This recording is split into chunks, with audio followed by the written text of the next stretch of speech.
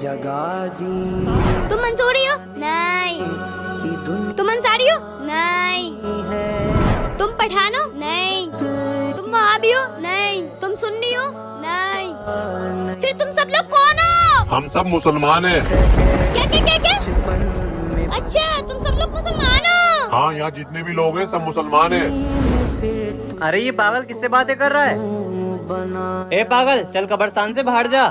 مجھے کیوں نکال دو قبرستان سے؟ ارے چل باہر نکل. مجھے بیٹھنے دو. مجھے ان سب سے بات کرنی ہے. ارے تو یہاں کس سے باتیں کرے گا؟ نہیں نہیں مجھے ان سب سے بات کرنی ہے اور مجھے یہیں سونا ہے. ارے مرنے کے بعد سوتے ہیں قبر میں, جیتے جی کوئی نہیں سوتا ہے. مجھے نہیں جانا جھوٹی دنیا میں. جھوٹی دنیا؟ باہر کی دنیا جھوٹی ہے اور یہاں کی دنیا سچی ہے کیونکہ یہاں سب مسلمان ہیں.